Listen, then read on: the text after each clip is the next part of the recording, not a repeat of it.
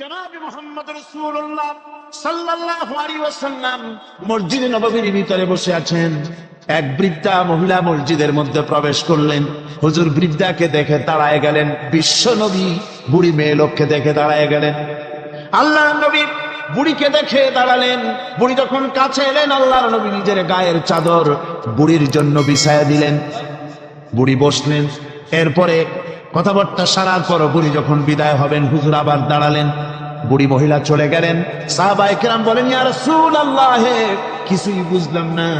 একজন বৃদ্ধা মহিলার জন্য বিশ্ব নবী দাঁড়ান আর গায়ের চাদর বিছান, আমরা বড় আশ্চর্য হয়ে গেলাম। নবীজি বলেন, ও আমার সাহাবীরা, তোমরা জানো না এই মহিলা কি চিনতে পারো নাই? আমি আমার মায়ের দুধ আমার জীবনে কিসমতে তেমন হয় নাই। আমি আমার মায়ের দুধ তেমন কিসমতে পাই নাই। যার বুকে দুধ খেয়ে, যার কোলে কাখে চড়ে আমি বড় হয়েছি, আমার সেই দুধ মা ইনি হযরতে হালিমাতুস সাদিয়া। আমার সেই দুধ মা। রাসূলুল্লাহ নিজে সম্মান দিয়েছেন মায়ের।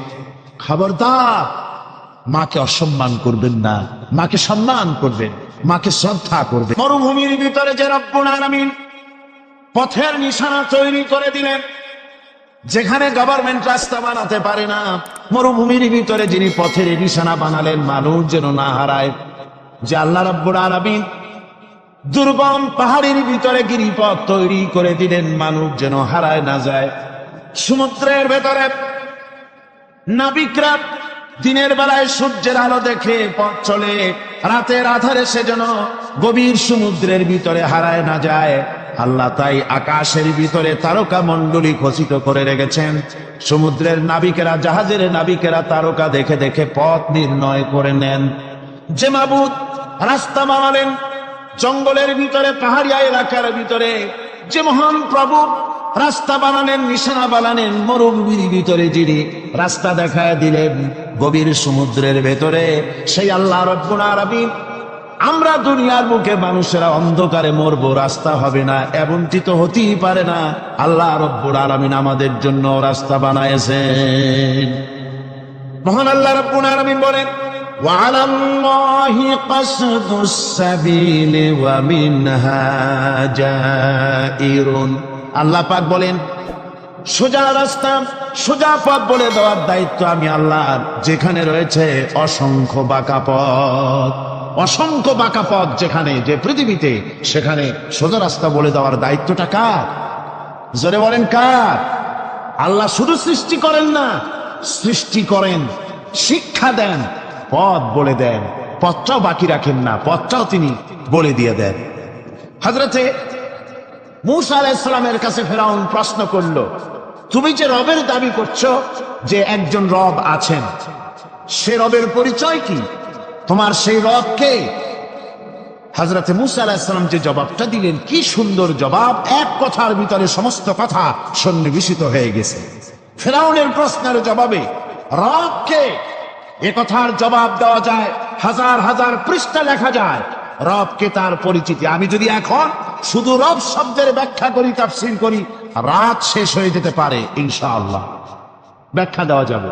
কিন্তু মূসা আলাইহিস সালাম কি সুন্দর একটা জবাব দিয়া দিলেন রবকে। শোনো, রব্বুনাল্লাযী আ'তা কুল্লা শাইইন খালকাহু সুম্মা হাদা।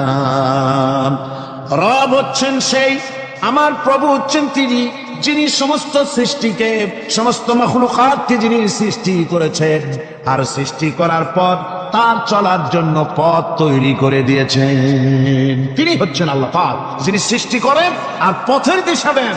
তিনি হচ্ছেন আল্লাহ পাক, তিনি হচ্ছেন রব। শুধু বানান না, বানাবার পরে তার প্রয়োজনটাও মিটায় দেন।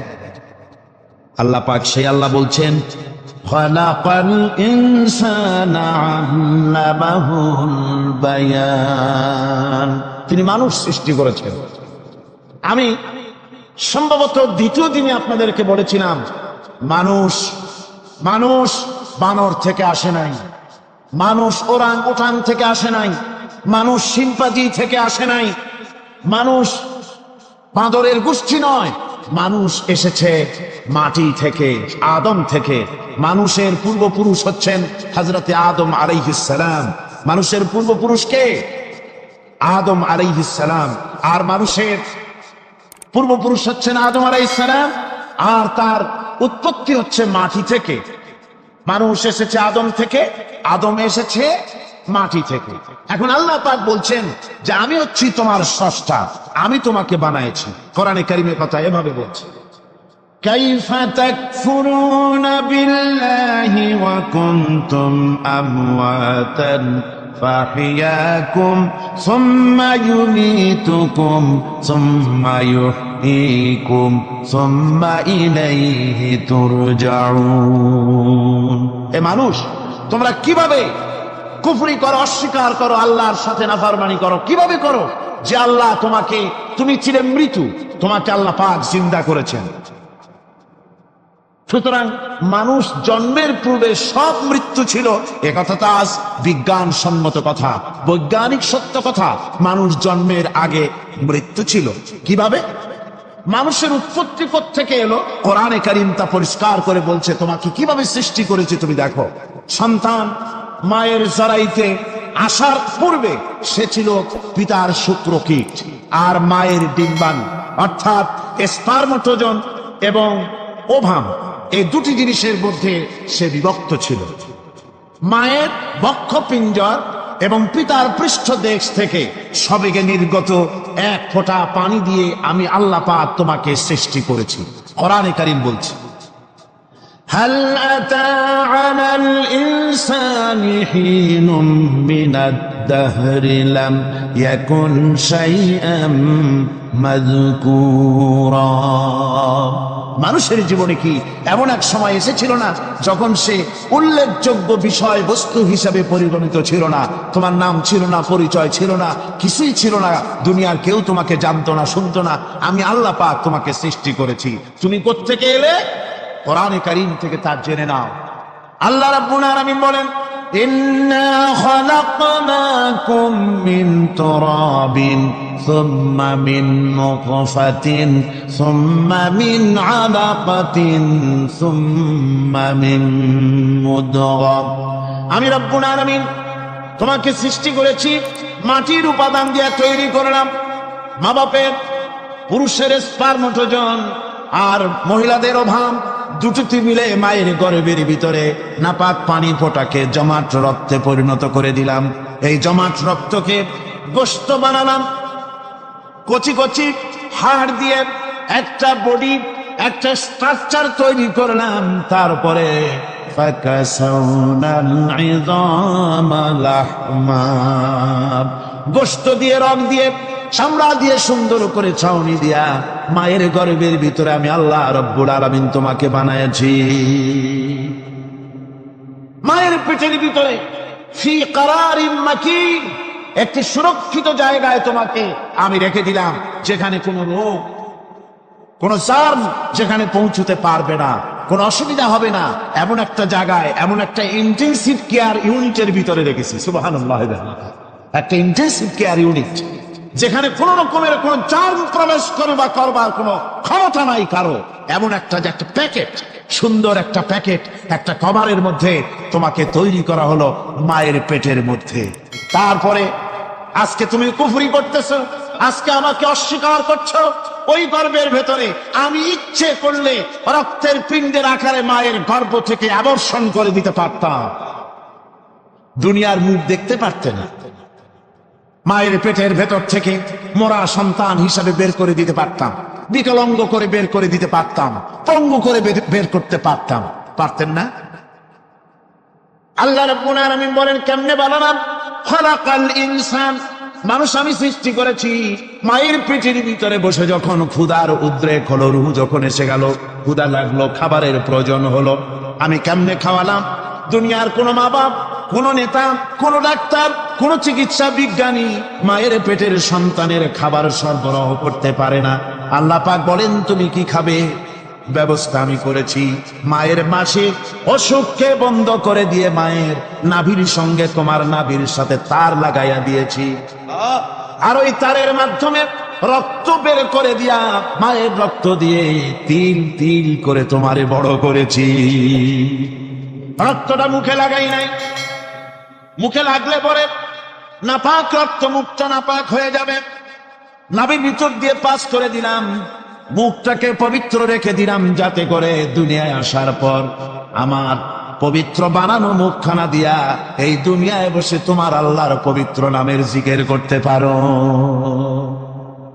এমন সুন্দর করে মায়ের পিঠের ভিতরে তৈরি করলাম, হাত দিলাম, পা দিলাম, সুন্দর করে বানালাম, এমন নিখুঁত করে বানালাম, তাকায়া দেখো নিজের দিকে, সুন্দর করে বানালাম। এরপরে কি করলাম, সুম্মা নুখরিজুকুম তিফলা, বাচ্চার আকারে মায়ের পেট থেকে আস্তে করে বের করে নিয়ে আসলাম। সুবহানাল্লাহ, আস্তে করে মায়ের পেট থেকে নিয়ে এসেছি পৃথিবীর বুকে। পৃথিবীতে যখন আসলে তখন তোমার অবস্থাটা কি ছিল?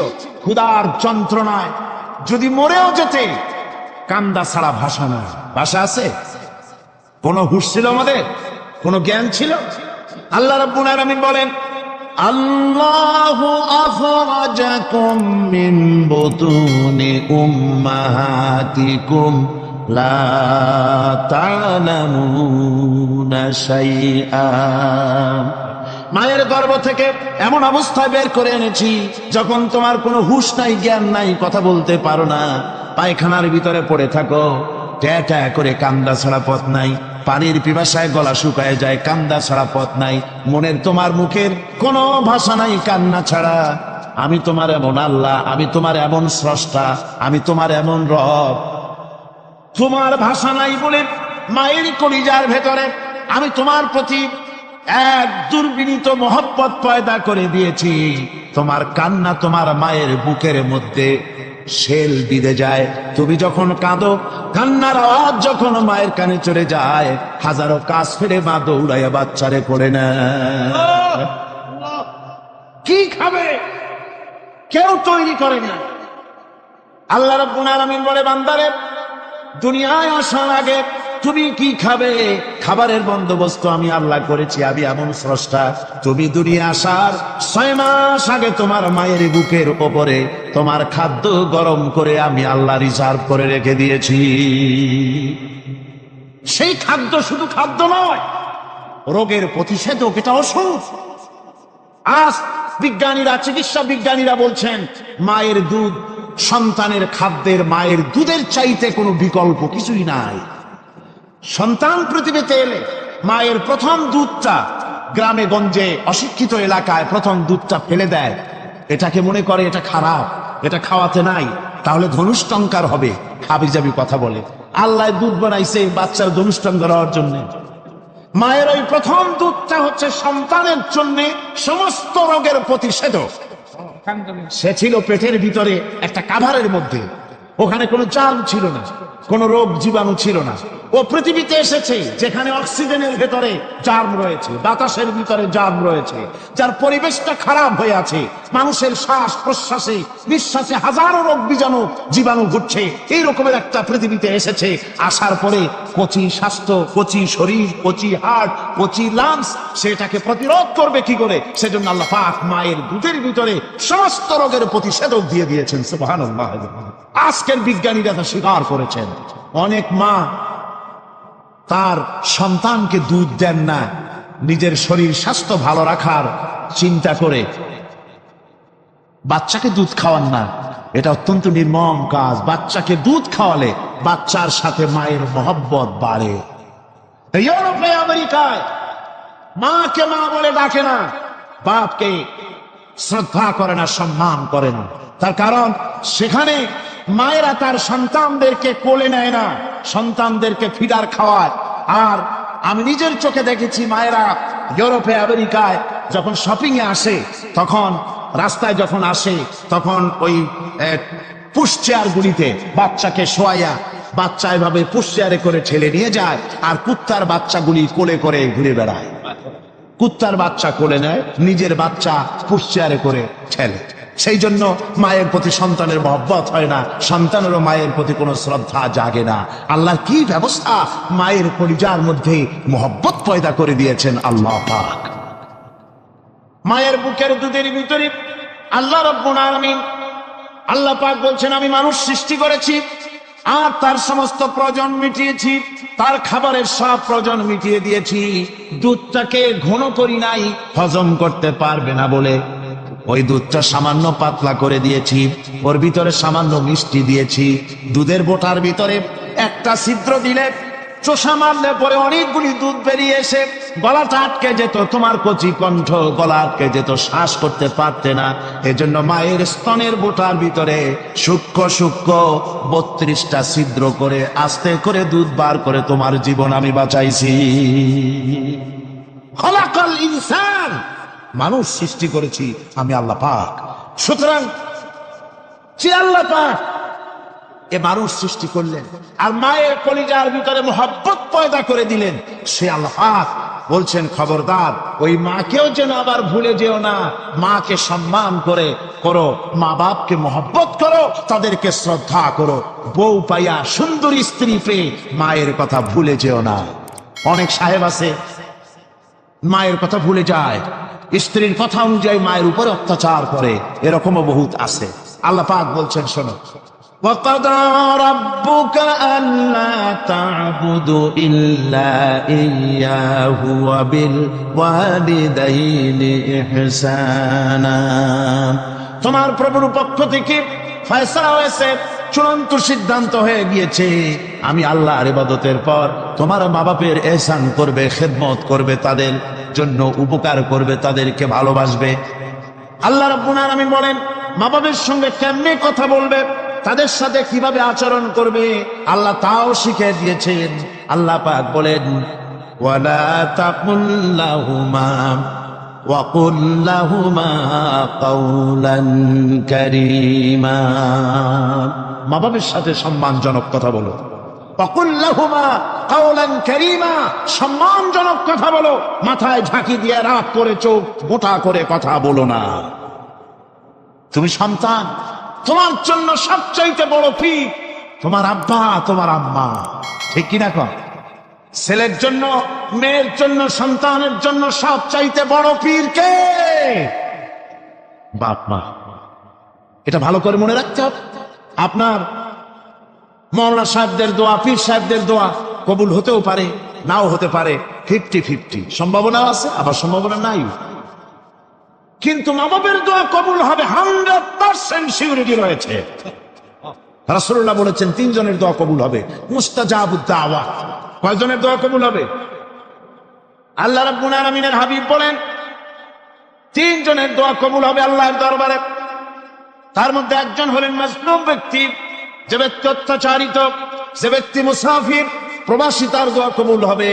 আর মা বাপ যদি সন্তানের জন্য দোয়া করে, ওই দোয়া আল্লাহ রাব্বুল আলামিনের দরবারে মঞ্জুর হয়ে যায়। আল্লাহ রাব্বুল আলামিন মা বাপ সম্পর্কে বলেন, মা বাবের জন্য আমার কাছে দোয়া করবি বান্দারা, আমার কাছে দোয়া করবি। দোয়াটা আল্লাহ পাক শেখাচ্ছেন, রব্বিরহামহুমা কামা রব্বায়ানি সাগীরা। পড়েন সবাই, রব্বিরহামহুমা কামা রব্বায়ানি সাগীরা।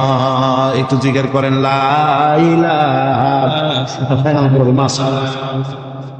আমার ভাইরা, আল্লাহ পাক শিখাচ্ছেন, বান্দা তোর মা বাপের জন্য আমার কাছে দোয়া কর। আল্লাহ রব, আয় আমার প্রভু, আমার মা বাপ যেমন ছোটবেলায় আমাকে স্নেহের কোলে লালন পালন করেছে, আয় আমার আল্লাহ তুমি আমার মা বাপকে তোমার রহমতের কোলে লালন পালন করো।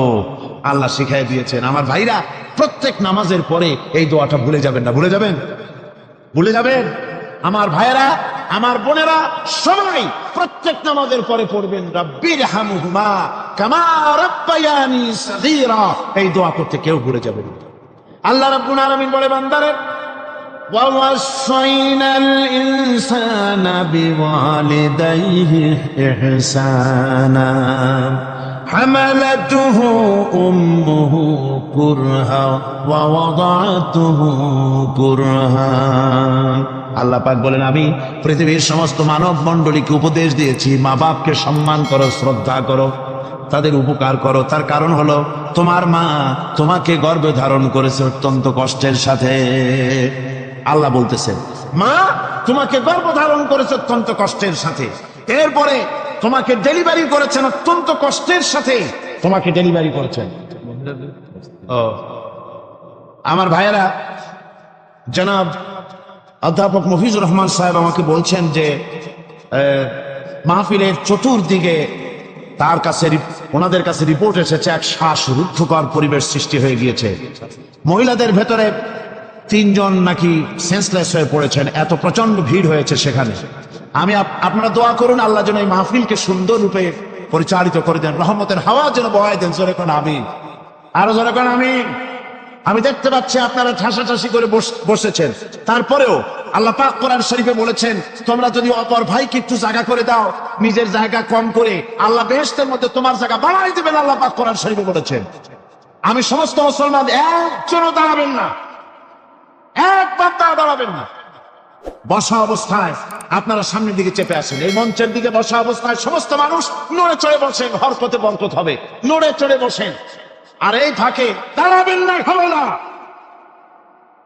বসা অবস্থায় মঞ্চের দিকে চেপে আসেন আর জোরে সোরে মহব্বতের সাথে জিকির করেন, লা ইলাহা ইল্লাল্লাহ, লা ইলাহা ইল্লাল্লাহ, লা ইলাহা ইলাহা ইল্লাল্লাহ, লা ইলাহা ইল্লাল্লাহ, লা ইলাহা ইল্লাল্লাহ।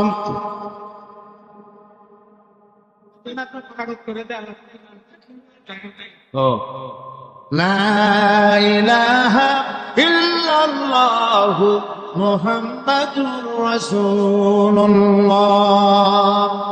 মুহতারাম বন্ধুবর, হযরত মাওলানা শামসুদ্দিন সাহেব মাদ্দাজিল্লুহু বলছেন যে আল্লাহর কাছে দোয়া করেন না, আল্লাহ মাঠটারে বড় করে দিক। আল্লাহ পারেন না? পারেন না? অবশ্যই পারেন। আল্লাহ পাক সকলের জন্য আসান করে দিন। তবে মনে রাখবেন, এত বড় রহমতের মাহফিল জীবনে আর একবার পাবো কোনো নিশ্চয়তা নাই। আহা, কোনো নিশ্চয়তা নাই। এত বড় বরকতের মাহফিল, রহমতের মাহফিল, চান ভরে শুনুন আর আরাম করে বসুন, হাঁটা চলা বন্ধ করুন। নিতান্ত প্রাকৃতিক কারণ ছাড়া ওঠা বসা করার চেষ্টা না করাটাই ভালো। আল্লাহ পাক বলছেন, আমি গোটা বিশ্বের সমস্ত মানব মণ্ডলীকে উপদেশ দিয়েছি, মা বাপের খেদমত করো, সম্মান করো। কেন? মা তোমাকে পেটে ধারণ করেছে বড় কষ্টের সাথে। কে বলছেন এ কথা? আমার আল্লাহ বলতেছেন, পেটে ধরতে খুব কষ্ট হয়েছে। আপনাকে পেটে রেখে মায়ের কত কষ্ট হয়েছে সে কথা বোঝার জন্য আপনার গর্ভবতী স্ত্রীর দিকে তাকায় দেখেন। আপনার স্ত্রী যখন গর্ভবতী হবে তখন দেখবেন তার অবস্থাটা কি, ওইটা দেখে আপনি আন্দাজ করতে পারবেন আপনার মায়ের কত কষ্ট হয়েছিল। গভীর রাত্রে মানুষ সব ঘুমায় যায়, গর্ভবতী মা ঘুমাতে পারে না। সন্তান পেটের ভিতরে হাঁটু দিয়া গুতা মেরেছে, পা দিয়া লাথি মেরেছে। মা চরম শীতের রাত্রে, প্রচন্ড শীতের রাতে গায়ের লেপটা সরায় দিয়া মা একবার দাঁড়ায় আর একবার বসে, একবার দেওয়ালের সাথে হেলান দিয়া দাঁড়ায়, কষ্ট করে রাতটায় কাটায় দেয়। আবার সারাদিন সংসারের জন্য কাজ করেছেন, রান্না বান্না করেছেন মা, সকলকে খাওয়াইয়া মা শেষের দিকে খেতে গেছেন। যখন নিজে খেতে গেলেন, খাবারের ক্ষুধা নিয়ে, পেট ক্ষুধা নিয়ে খেতে বসেছেন, পেটের ভিতরে সন্তান লাথি মেরেছে, পেটের মধ্যে ঘুষা মেরেছে, হাঁটু দিয়া গুতা মেরেছে। ভরা পেটে, পেটের ভিতরে সন্তান গুতা মারলো হাঁটু দিয়া, মাথা দিয়া। মা ক্ষুধা রয়েছে, পেটে খেতে পারলেন না, বেদনা শুরু হয়েছে। খাবারের থালাটা ঠেলে দিয়ে মা দাঁড়ালেন, বসলেন, চোখের পানি ফেললেন। এভাবে করে মা একটা দুইটা দিন নয়, 10টি মাস পর্যন্ত সন্তানটাকে পেটের মধ্যে নিয়ে, একটা জীবিত মানুষ আর একটা জীবিত সন্তান পেটের মধ্যে নিয়ে নড়াচড়া করছেন, চলাফেরা করছেন। কিতাবের মধ্যে এসেছে রাতের বেলায় মা যে ঘুমাতে পারেন না সন্তানের নড়াচড়ার কারণে, রাতভর ইবাদত করলে যত সওয়াব পাওয়া যেত আল্লাহ ওই সওয়াব মায়ের আমলনামায় লিখে দেন। সন্তান পেটে থাকার কারণে খেতে পারে না, পেট ভরে ক্ষুধায় কষ্ট পায় মা, এই জন্যে 10 মাস ধরে রোজা রাখলে যে সওয়াব হতো আল্লাহ রাব্বুল আলামিন মায়ের আমলনামায় রোজার সওয়াব লিখে দেন। 10 মাস পুরে গেল, সন্তান ডেলিভারির সময় চলে এলো, মায়ের মন বিমর্ষ, সন্তান ডেলিভারি হবে, না জানি মরে যাই নাকি, না জানি অপারেশন লাগে নাকি, কি অবস্থা হবে। মা খেতে পারে না, মুখটা শুকায়া যায়। ডেলিভারির সময় যখন আসে, মা বাবার কাছ থেকে বিদায় নিয়ে যায়, স্বামীকে একান্তে গোপনে ডেকে নিয়ে বলে, প্রাণের স্বামী, দীর্ঘদিন একসঙ্গে ঘর কন্যা করেছি, অপরাধ হয়ে যেতে পারে, আমারে মাফ করে দিও। আমার মনে হয় এবার আমি আর বাঁচবো না, সংসার থাকলো চাবি থাকলো সব বুঝে নাও, আমারে মাফ করে দিও।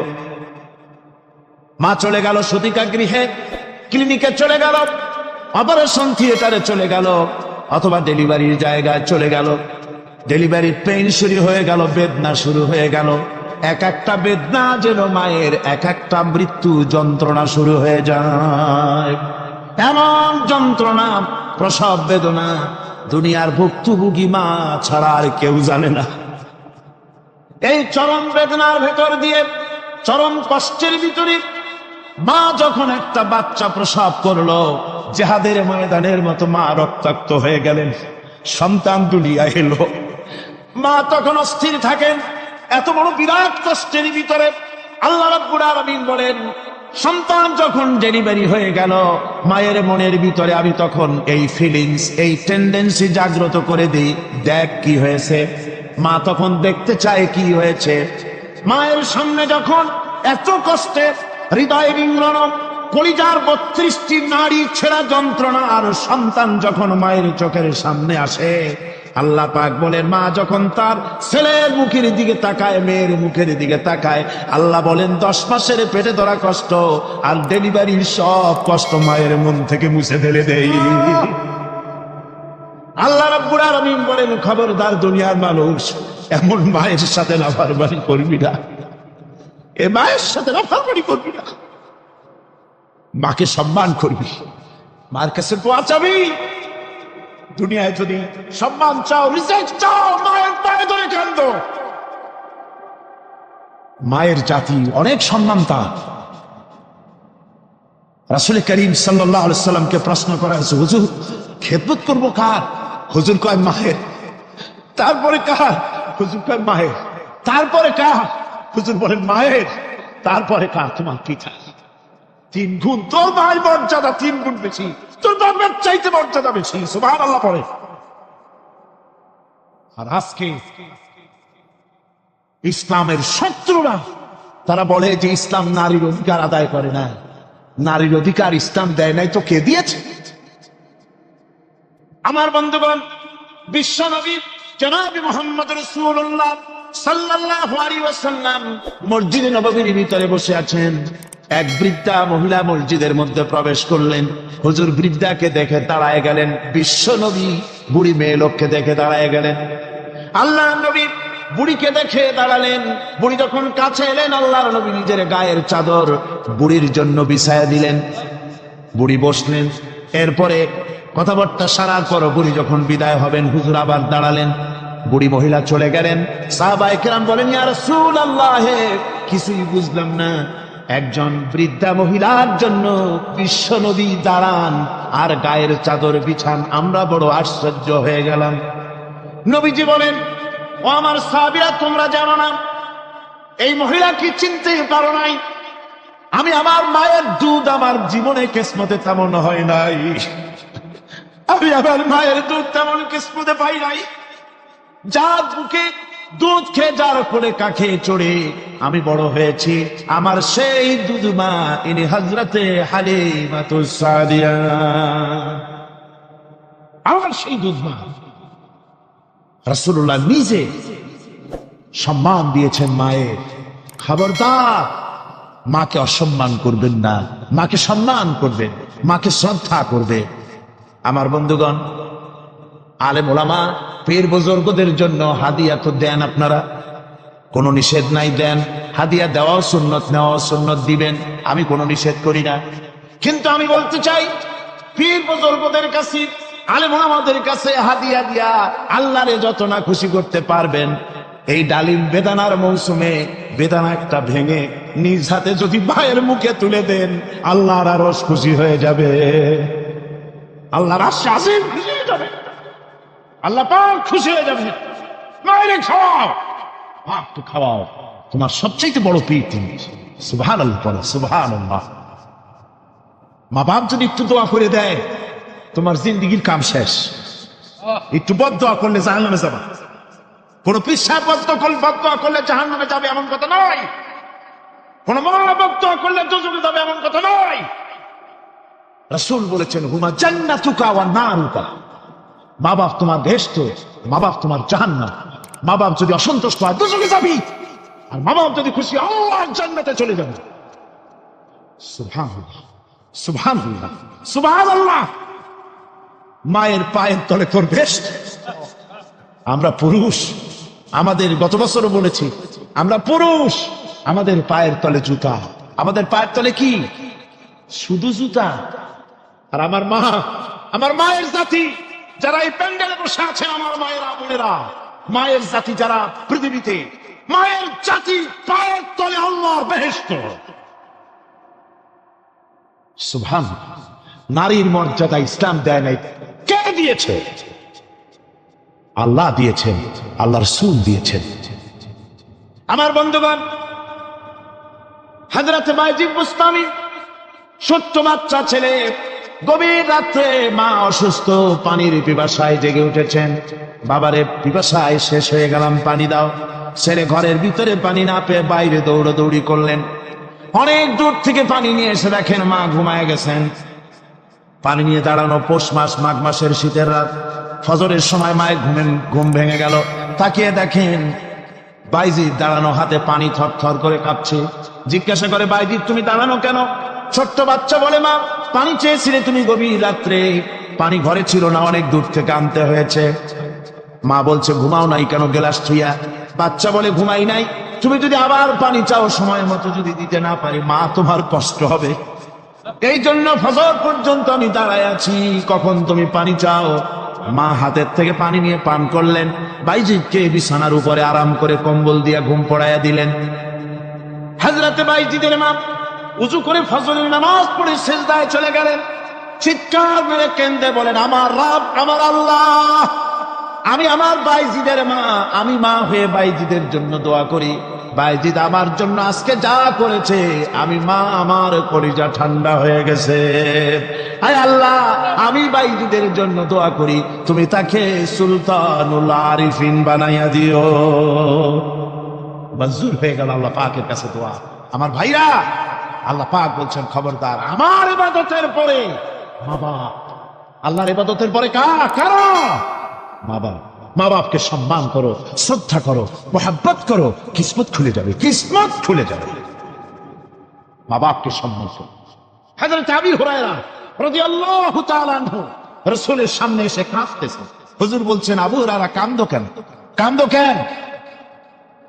রাতের বেলা কাঁদো কেন? হযরত আবু হুরায়রা বলছেন, হুজুর আমাকে মা মেরেছেন। হুজুর বলছেন, মা মারলো কেন? কোন অপরাধ করেছো? কোন গোস্তাখি করেছো? আবু হুরায়রা বলছেন, না হুজুর, কোন গোস্তাখি করিনি, তবে মারলো কেন? হযরত আবু হুরায়রা বলছেন, হুজুর আমি আপনার দরবার থেকে ফিরতে রাত হয়ে গিয়েছিল। মা জিজ্ঞেস করলেন, আবু হুরায়রা এত রাত্রে কোথায় ছিল? বললাম, আমি ছিলাম যে কদম চুমতে পারলে দুনিয়া ধন্য হয়, সেই দরবারে নববীর কদম মুবারক থেকে আসতে আমার দেরি হয়েছে। আমার মা মুশরিকা, আপনার নাম শুনে তার গায়ে আগুন জ্বলে উঠলো, আমাকে ধরে মারা আরম্ভ করলো, বলল, হয় আমার বাড়ি ছাড়বি, আর না হয় মুহাম্মদ সাল্লাল্লাহু আলাইহি ওয়াসাল্লামের দরবার ছাড়বি। আমি বললাম, আমার মা, তুমি বুড়ি মানুষ, তোমার গায়ে যত শক্তি আছে সমস্ত শক্তি দিয়ে আমারে পিটাও, আমারে মারো, মারতে মারতে আমাকে বাড়ি থেকে তুমি বের করে দাও। তোমার বাড়ি শুদ্ধ, তামাম দুনিয়া ছেড়ে দিতে পারি, আল্লাহর নবীর কদম মোবারক ছেড়ে দিতে পারি না। তোমার মা তোমাকে মেরেছে, তুমি আমার কাছে নালিশ করছো? আমার তো এখানে ইন্টারফেয়ার করার কিছুই নেই। সুবহানাল্লাহ, সুবহানাল্লাহ। মা তোমাকে মেরেছে, এখানে আমার করার কিচ্ছু নয়। বিশ্বনবী বলছেন, এত বড় পাওয়ারফুল নবী, লেজিসলেটিভ পাওয়ার, সারে আল্লাহ তাকে বানিয়েছেন শরীয়ত প্রণেতা। কোরআন শরীফ, কোরআন শরীফই শুধু হালাল ও হারামের,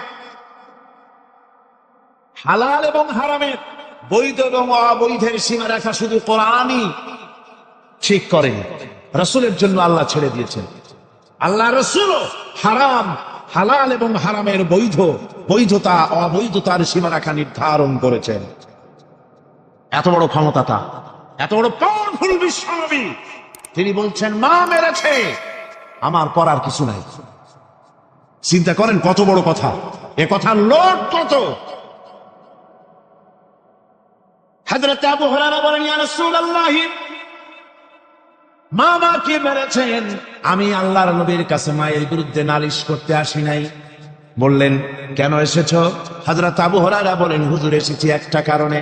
আমি জানি আল্লাহ নবী যদি আল্লাহর দরবারে হাত উঠায় কোনো জিনিস বলে, আল্লাহ রাব্বুল আলামিন সঙ্গে সঙ্গে মঞ্জুর করে নেন। হুজুর আমি এসেছি, মেহেরবানি করে দোয়া করুন আমার মাকে যেন আল্লাহ হেদায়েত নসিব করে দেন। আল্লাহ নবী হাত উঁচু করে বললেন, আল্লাহুম্মা হিদি উম্মা আবি হুরায়রা, আয় আল্লাহ আমি দোয়া করি আবু হুরায়রার মাকে তুমি হেদায়েত নসিব করে দাও। রাসূলুল্লাহ দোয়া করছেন আর আবু হুরায়রা সমানে দৌড়াচ্ছেন। তিনি দৌড়াচ্ছেন, পিছন থেকে কয়েকজনে আবু হুরায়রার জামা টেনে ধরেছে, দৌড়ো। তাদের জানা আবু হুরায়রা খুব ভদ্রলোক মানুষ, কোন ঝড় ঝামেলার মধ্যে থাকে না, রাগ সাগ করে না, চিৎকার মারে না, দৌড় মারে না, এত ভদ্র শরীফ, দৌড়ায় কেন? না জানি কোন বিপদ বুঝি ঘটে গেছে। পিছন থেকে জামা টেনে ধরে বলে, দৌড়াও কেন? হযরত আবু হুরায়রা জামা সাহাবীর হাত থেকে ছিনায় নিয়ে বলেন, জামা ছেড়ে দাও, আমাকে দৌড়াতে দাও। আমি দৌড়াইয়া বাড়ি যে দেখতে চাই, আমি দৌড়াই আগে আমার বাড়ি পৌঁছতে পারলাম না, আমি যাওয়ার আগে আমার আল্লাহর নবীর দোয়া আমার বাড়ি পৌঁছে গেছে, আমি এইটা দেখতে চাই।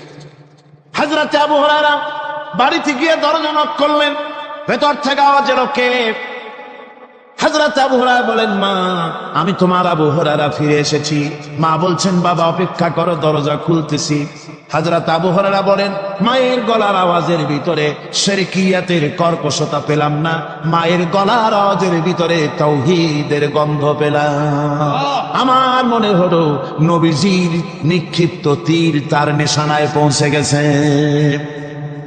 কিছুক্ষণ পর মা আমার বেরিয়ে এলেন, মাথা থেকে চুলের থেকে বুড়ি মানুষ, সাদা চুলের ভিতর থেকে পানি পড়তেছে। মা বলল, বাবারে তোমারে মারার পর আমি বড় অনুতপ্ত হয়েছি, অনুশোচনা করেছি, আমি গোসল করেছি, মনে মনে ভাবলাম আমার ছেলে তো কোনো খারাপ জায়গায় যায় নাই, কেন তারে মারলাম? আমি বড় লজ্জায় পড়েছি তোমারে মেরে। ও আমার আবু হুরায়রা, আমি গোসল করেছি, পবিত্র হয়ে গেছি, জলদি করে আমাকে নিয়ে চলো বিশ্ব নবী জনাবে মুহাম্মদুর রাসূলুল্লাহর দরবারে।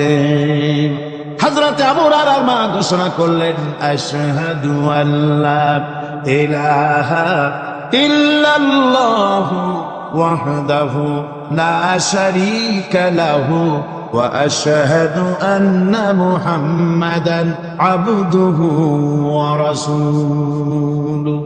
আমার ভাইরা, মা বাপ সবচেয়ে সম্মানের জিনিস। আল্লাহর ইবাদতের পরই মা বাপের খেদমত করতে হবে। আল্লাহ পাক বলছেন, বান্দারে দেখ, মায়ের পেট থেকে আনলাম, মায়ের বুকের মধ্যে মহব্বত পয়দা করলাম, এত মহব্বত দিলাম তোর উপরে,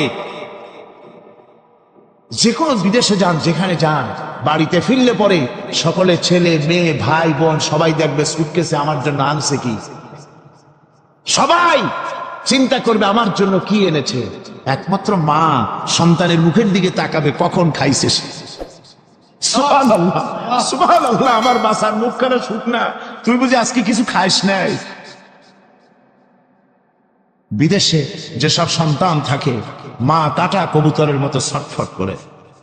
আমার ছোটবেলার কথা আমি দেখেছি, শর্ষিনা মাদ্রাসা পড়তাম, আব্বা টাকা দিতেন মাদ্রাসায় যাওয়ার সময়, আবার মা আবার মুরগির ডিম বিক্রি করা, বিভিন্ন জিনিস বিক্রি করা বা বাজার করা পয়সা, উদ্বৃত্ত কিছু পয়সা আব্বার অজান্তে আমার হাতের মুঠার মধ্যে দিয়ে দিতেন। যখন মাদ্রাসার দিকে রওনা হয়েছি, পর্দার আড়াল থেকে দরজা থেকে দেখতাম, যতক্ষণ তাকায় দেখতেছি চোখ থেকে পানি দল দল করে পড়তেছে। সুবহানাল্লাহ, মা কি জিনিস! আল্লাহ আল্লাহ আল্লাহ। হযরতে মাহবুব রব্বানী কুতুব সুবহানী শেখ মহিউদ্দিন আব্দুল কাদের জিলানী রাহমাতুল্লাহ আলাইহি তিনি বলেছেন, মুনাজাত করতে গিয়ে আবেগে বলেছেন, রব্বুল আলামিন, তুমি যদি দয়া করে আমাকে জান্নাত দাও, আর তোমাকে যদি আমি না পাই, তুমি যদি আমার সঙ্গে দেখা না করো, আমারে যদি কথা না বলো, তাহলে এই জান্নাত আমার কোনো লাভ নাই। আর আমাকে যদি জাহান্নামও দিয়ে দাও, আর মাঝে মধ্যে তুমি যদি জিজ্ঞাসা করো মহিউদ্দিন কেমন আছো, তাহলে এই জাহান্নাম আমার জন্য বেহেশত হয়ে যাবে। আয় আল্লাহ, আমি শুধু তোমারই চাই, শুধু তোমারে দেখতে চাই। হুজুর একজন বুড়া লোককে বলছিলেন, মিয়া তুমি তো বেহেশতে যাবে না, তুমি তো বুড়া মানুষ, তুমি তো বেহেশতে যাইতে পারবে না। লোকটা কান গিয়া অস্থির হয়ে গেছে। রাসূল বলছেন যে বেহেশতে বুড়া মানুষ যাবে না, তাহলে তো আমার উপায় নাই। হুজুর বলছেন, না, তুমি যখন বেহেশতে যাবে তুমি যুবক হয়ে যাবে। সুবহানাল্লাহি ওয়া বিহামদিহি। একজন কালো মানুষ হুজুর বলছেন যে কালো মানুষ বেহেশতে যাবে না, সে তো একদম কান্দিয়া হয়রান। হুজুর বলছেন, দেখো তুমি যখন বেহেশতে যাবে তুমি কালো থাকবে না, তুমি সুন্দর সুশ্রী হয়ে যাবে। সুবহানাল্লাহি ওয়া বিহামদিহি। একজন বলছিল, জান্নাতে যাইয়া যা চাইবো তাই যদি পাই তাহলে তো খুব ভালো কথা। কয় যে হুজুর, আমার তো হুক্কা খাওয়ার দারুণ অভ্যাস, তা বেহেশতের মধ্যে হুক্কা পাবো?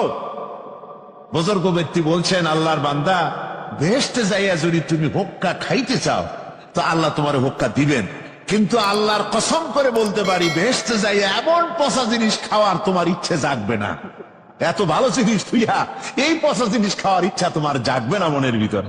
আমি দৃষ্টান্ত দিতে গিয়া বলি, অনেকদিন বন্ধুর সঙ্গে দেখা হয় নাই, বহু বছর পর হঠাৎ করে এক বন্ধু আর এক বন্ধুর বাড়িতে এসেছে, যে বলছে, ভাই যদিও বহু বছর পর এসেছি কিন্তু আমার হাতে সময় নাই, আজ আমি বেশ সময় তোমার বাড়িতে থাকবো না। ওই বাড়িওয়ালা বন্ধু বলে, বন্ধু যতই ব্যস্ততা তুমি দেখাও না কেন, আজকে যখন তোমার একবার পাইছি আমি তোমাকে ছাড়বো না। এই হলো একটা ছাড়বো না। আর ঢাকা হাইকোর্টের সামনে থেকে মকিম গাজী পালায় গেছে, ডাকাত।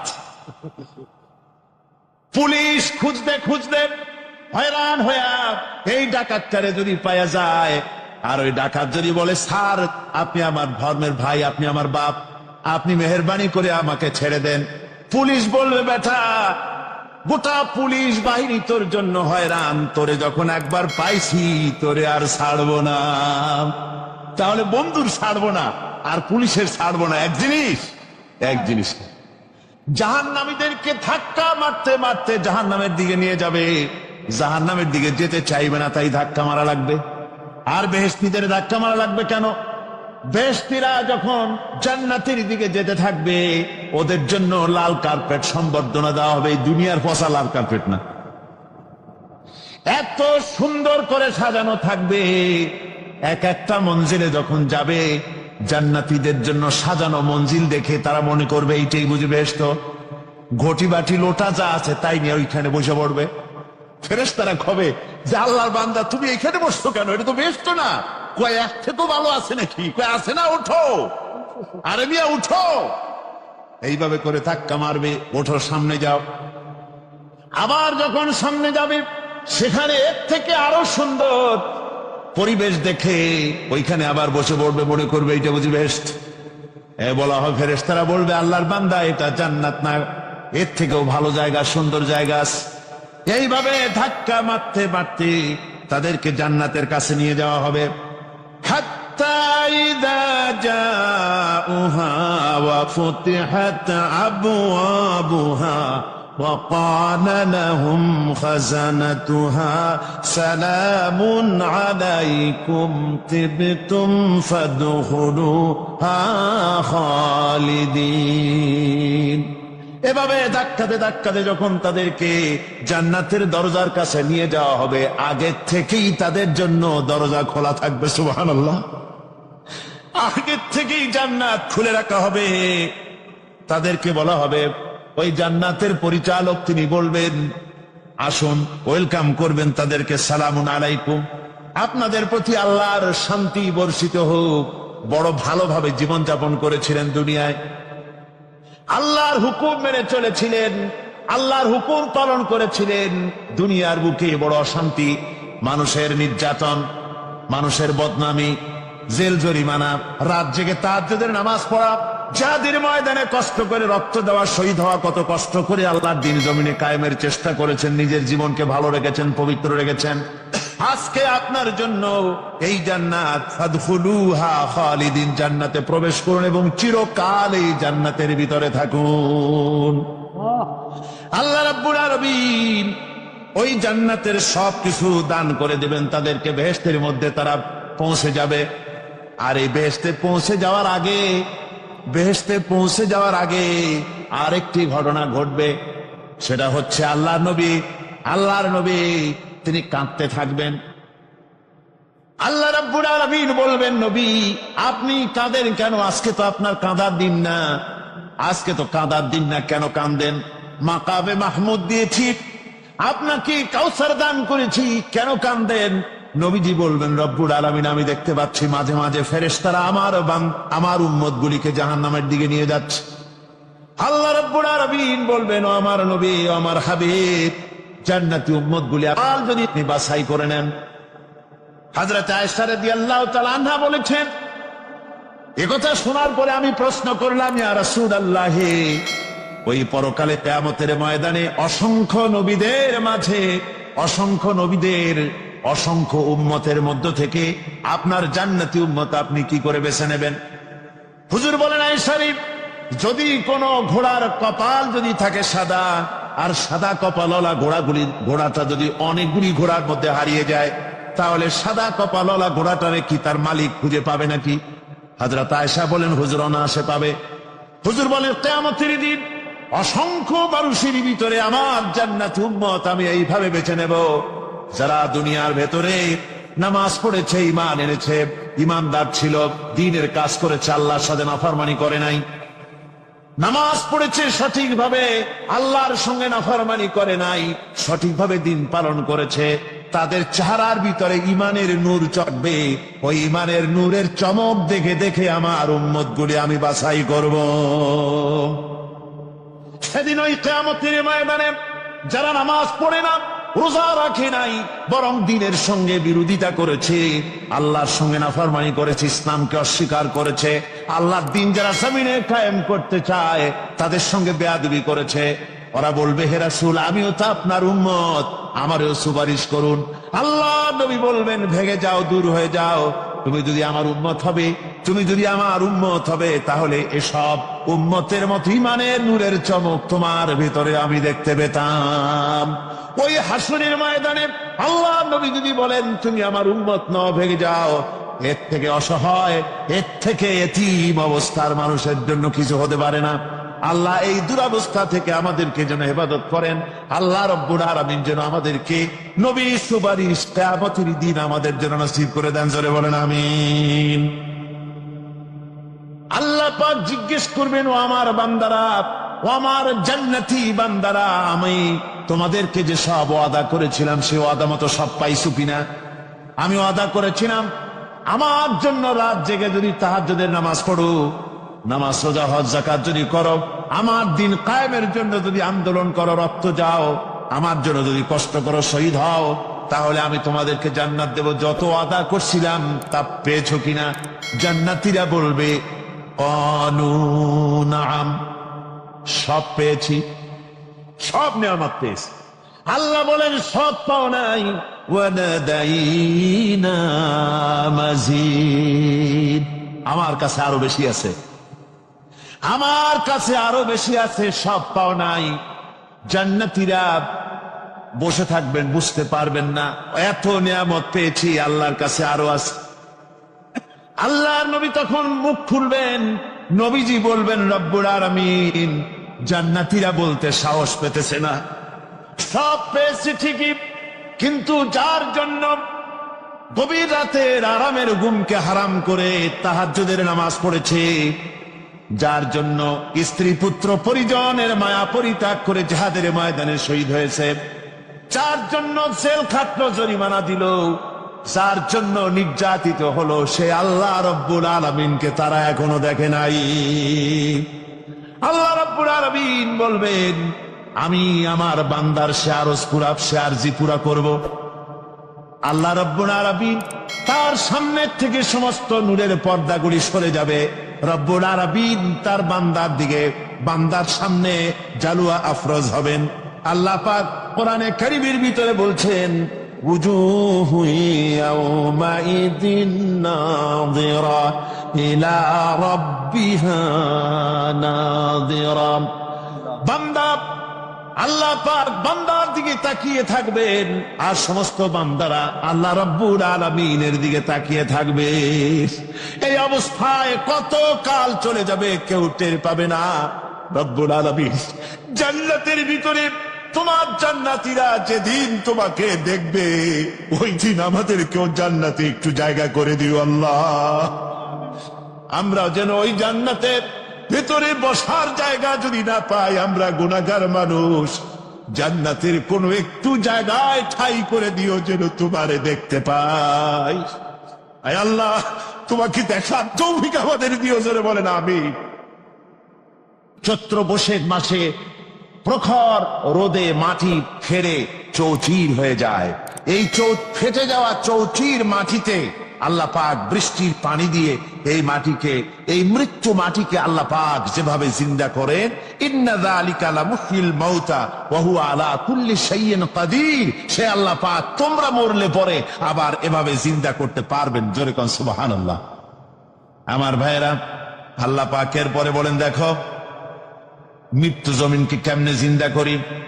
আল্লাহুল্লাযী আরসালার রিয়াহা ফাতুসিরু সাহাবা ফাসুকনাহু ইলা বালাদিন মাইতিন ফাআহইয়ানা বিহিল আরদা বা'দা মাউতিহা কাযালিকান নুশুর।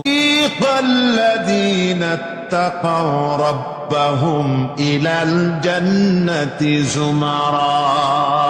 যারা আল্লাহকে ভয় করে জীবন চালাইছে, আল্লাহকে ভয় করে জীবন, যারা জীবন, সমাজ, ব্যক্তি, পরিবার, রাষ্ট্র পরিচালনা করেছে, আল্লাহ রাব্বুল আলামিন বলবেন, ও আমার ফেরেশতারা, আমার এই বান্দাগুলিকে জান্নাতের দিকে নিয়ে যা।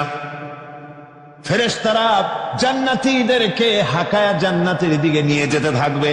আবার ওদিকে আছে ওয়াসিকাল্লাযীনা কাফারু ইলা জাহান্নামা যুমারা, জাহান্নামীদেরকে হাকায় নিয়ে যাওয়া হবে কোন দিকে? কোন দিকে? জাহান্নামের দিকে। এখন ওয়াসিকা মানে হাকায় নিয়ে যাওয়া, বেহেশতীদেরকেও হাকায় নিয়ে যাবে, আর জান্নাতীদের কি কয়, দোজখী যারা, তাদেরকেও হাকায় নেওয়া হবে, আর বেহেশতীদেরকেও হাকায় নেওয়া হবে। এটা কেমন কথা? দুই জায়গায় হাঁকানি খাওয়ান লাগবে। হাঁকানি বুঝেন তো? ধাক্কা। তো দুই জায়গায় ধাক্কা খাইতে হবে, তাহলে কিরকম বেহেশত যে ফেরেশতাদের ধাক্কা খাইতে খাইতে চাওয়া লাগবে, ব্যাপারটা কি? আমার ভাইরা, ব্যাপারটা হচ্ছে এই, আমি দৃষ্টান্ত দিতে গিয়া বলি, অনেকদিন বন্ধুর সঙ্গে দেখা হয় নাই, বহু বছর পর হঠাৎ করে এক বন্ধু আর এক বন্ধুর বাড়িতে এসেছে, যে বলছে, ভাই যদিও বহু বছর পর এসেছি, কিন্তু আমার হাতে সময় নাই, আজ আমি বেশ সময় তোমার বাড়িতে থাকবো না। ওই বাড়িওয়ালা বন্ধু বলে, বন্ধু যতই ব্যস্ততা তুমি দেখাও না কেন, আজকে যখন তোমার একবার পাইছি, আমি তোমাকে ছাড়বো না। এই হলো একটা ছাড়বো না। আর ঢাকা হাইকোর্টের সামনে থেকে মকিম গাজী পালায় গেছে, ডাকাত। পুলিশ খুঁজতে খুঁজতে হয়রান হইয়া এই ডাকাতটারে যদি পাওয়া যায়, আর ওই ডাকাত যদি বলে, স্যার আপনি আমার ধর্মের ভাই, আপনি আমার বাপ, আপনি মেহেরবানি করে আমাকে ছেড়ে দেন। পুলিশ বলবে, বেটা গোটা পুলিশ বাহিনী তোর জন্য হয়রান, তোরে যখন একবার পাইছি তোরে আর ছাড়বো না। তাহলে বন্ধুর ছাড়বো না আর পুলিশের ছাড়বো না এক জিনিস। জাহান্নামীদেরকে ধাক্কা মারতে মারতে জাহান্নামের দিকে নিয়ে যাবে, জাহান্নামের দিকে যেতে চাইবে না, তাই ধাক্কা মারা লাগবে। আর বেহেশতীদের ধাক্কা মারা লাগবে কেন? বেহেশতীরা যখন জান্নাতের দিকে যেতে থাকবে, ওদের জন্য লাল কার্পেট সম্বর্ধনা দেওয়া হবে। এই দুনিয়ার পচা লাল কার্পেট না, এত সুন্দর করে সাজানো থাকবে। এক একটা মঞ্জিলে যখন যাবে, জান্নাতীদের জন্য সাজানো মঞ্জিল দেখে তারা মনে করবে এইটাই বুঝি বেহেশত। ঘটি বাটি লোটা যা আছে তাই নিয়ে ওইখানে বসে পড়বে। ফেরেশতারা কবে যে আল্লাহর বান্দা তুমি এখানে বসছো কেন, এটা তো বেহেশত না। কয় এক থেকেও ভালো আছে নাকি? কয় আছে না, ওঠো আরে মিয়া উঠো। এইভাবে করে ধাক্কা মারবে, ওঠো সামনে যাও। আবার যখন সামনে যাবে, সেখানে এর থেকে আরো সুন্দর পরিবেশ দেখে ওইখানে আবার বসে পড়বে, মনে করবে এইটা বুঝি বেহেশত। বলা হয় ফেরেশতারা বলবে আল্লাহর বান্দা এটা জান্নাত না, এর থেকেও ভালো জায়গা, সুন্দর জায়গা আছে। এইভাবে ধাক্কা মারতে মারতে তাদেরকে জান্নাতের কাছে নিয়ে যাওয়া হবে। হাত্তা ইযা জাউহা ওয়া ফুতিহাত আবওয়াবুহা ওয়া ক্বালা লাহুম খাযানাতুহা সালামুন আলাইকুম তিবতুম ফাদখুলুহা খালিদিন। এভাবে ধাক্কাতে যখন তাদেরকে জান্নাতের দরজার কাছে নিয়ে যাওয়া হবে, আগের থেকেই তাদের জন্য দরজা খোলা থাকবে। সুবহানাল্লাহ, আগের থেকেই জান্নাত খুলে রাখা হবে। তাদেরকে বলা হবে, ওই জান্নাতের পরিচালক তিনি বলবেন আসুন, ওয়েলকাম করবেন তাদেরকে, সালামুন আলাইকুম, আপনাদের প্রতি আল্লাহর শান্তি বর্ষিত হোক। বড় ভালোভাবে জীবনযাপন করেছিলেন দুনিয়ায়, আল্লাহর হুকুম মেনে চলেছিলেন, আল্লাহর হুকুম পালন করেছিলেন। দুনিয়ার বুকে বড় অশান্তি, মানুষের নির্যাতন, মানুষের বদনামি, জেল জরিমানা, রাত জেগে তাহাজ্জুদের নামাজ পড়া, জিহাদের ময়দানে কষ্ট করে রক্ত দেওয়া, শহীদ হওয়া, কত কষ্ট করে আল্লাহর দ্বীন জমিনে কায়েমের চেষ্টা করেছেন, নিজের জীবনকে ভালো রেখেছেন, পবিত্র রেখেছেন। আজকে আপনার জন্য এই জান্নাত, ফাদখুলুহা খালিদিন, জান্নাতে প্রবেশ করুন এবং চিরকাল এই জান্নাতের ভিতরে থাকুন। আল্লাহ রাব্বুল আলামিন ওই জান্নাতের সবকিছু দান করে দেবেন তাদেরকে, বেহেশতের মধ্যে তারা পৌঁছে যাবে। আর এই বেহেশতে পৌঁছে যাওয়ার আগে আরেকটি ঘটনা ঘটবে, সেটা হচ্ছে আল্লাহর নবী তিনি কাঁদতে থাকবেন। আল্লাহ রাব্বুল আলামিন বলবেন, নবী আপনি কাঁদেন কেন? আজকে তো আপনার কাঁদার দিন না, আজকে তো কাঁদার দিন না, কেন কাঁদেন? মাকামে মাহমুদ দিয়েছি, আপনাকে কাউসার দান করেছি, কেন কাঁদেন? নবীজি বলবেন, রব্বুল আলামিন আমি দেখতে পাচ্ছি মাঝে মাঝে ফেরেশতারা আমার উম্মতগুলিকে জাহান্নামের দিকে নিয়ে যাচ্ছে। আল্লাহ রাব্বুল আলামিন বলবেন, ও আমার নবী, ও আমার হাবিব, জান্নাতি উম্মতগুলি আর যদি আপনি বাছাই করে নেন। হযরত আয়েশা রাদিয়াল্লাহু তাআলা আনহা বলেছেন, একথা শোনার পরে আমি প্রশ্ন করলাম, ইয়া রাসূলুল্লাহ, ওই পরকালে কিয়ামতের ময়দানে অসংখ্য নবীদের মাঝে, অসংখ্য উম্মতের মধ্য থেকে আপনার জান্নাতি উম্মত আপনি কি করে বেছে নেবেন? হুজুর বলেন, আয়েশা, যদি কোনো ঘোড়ার কপাল যদি থাকে সাদা, আর সাদা কপালওয়ালা ঘোড়াটা যদি অনেকগুলি ঘোড়ার মধ্যে হারিয়ে যায়, তাহলে সাদা কপালওয়ালা ঘোড়াটারে কি তার মালিক খুঁজে পাবে নাকি? হযরত আয়েশা বলেন, হুজুর অনায়াসে পাবে। হুজুর বলেন, কিয়ামতের দিন অসংখ্য মানুষের ভিতরে আমার জান্নাতি উম্মত আমি এইভাবে বেছে নেব, যারা দুনিয়ার ভেতরে নামাজ পড়েছে, ঈমান এনেছে, ঈমানদার ছিল, দ্বীনের কাজ করেছে, আল্লাহর সাথে নাফরমানি করে নাই, নামাজ পড়েছে সঠিকভাবে, আল্লাহর সঙ্গে নাফরমানি করে নাই, সঠিকভাবে দ্বীন পালন করেছে, তাদের চেহারার ভিতরে ঈমানের নূর চড়বে। ওই ঈমানের নূরের চমক দেখে দেখে আমার উম্মতগুলি আমি বাছাই করব। সেদিন ওই কিয়ামতের ময়দানে যারা নামাজ পড়ে না, রোজা রাখে নাই, বরং দ্বীনের সঙ্গে বিরোধিতা করেছে, আল্লাহর সঙ্গে নাফরমানি করেছে, ইসলামকে অস্বীকার করেছে, আল্লাহর দ্বীন যারা জমিনে কায়েম করতে চায় তাদের সঙ্গে বেয়াদবি করেছে, ওরা বলবে, হে রাসূল, আমিও তো আপনার উম্মত, আমারও সুপারিশ করুন। আল্লাহ নবী বলবেন, ভেগে যাও, দূর হয়ে যাও। তুমি যদি আমার উম্মত হবে, তুমি যদি আমার উম্মত হবে, তাহলে এসব উম্মতের মতো ইমানের নূরের চমক তোমার ভিতরে আমি দেখতে পেতাম।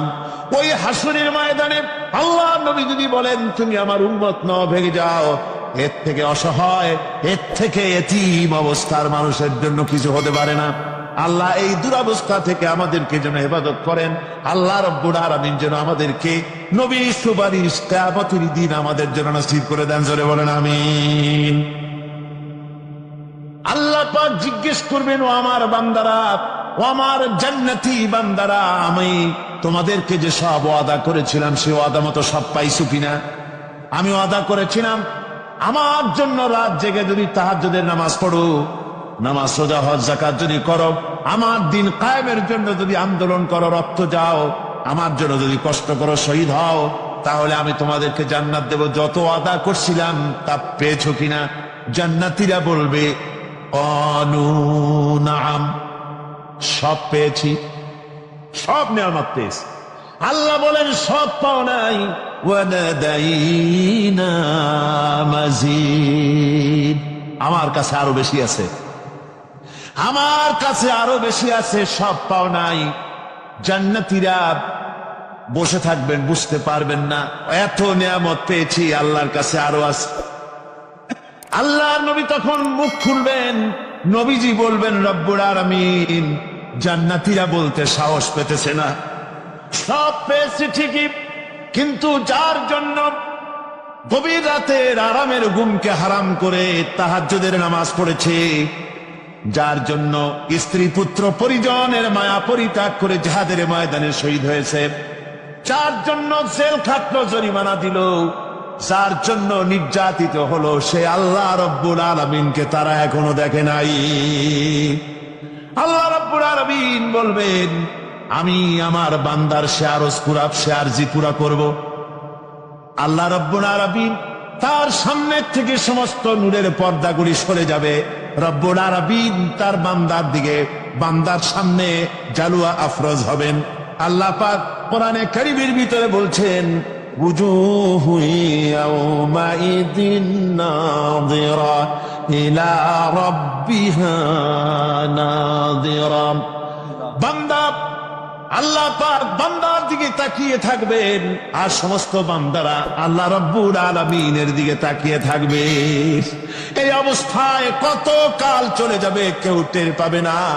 রব্বুল আলামিন জান্নাতের ভিতরে, তোমার জান্নাতীরা যেদিন তোমাকে দেখবে, ওই দিন আমাদেরকেও জান্নাতে একটু জায়গা করে দিও আল্লাহ।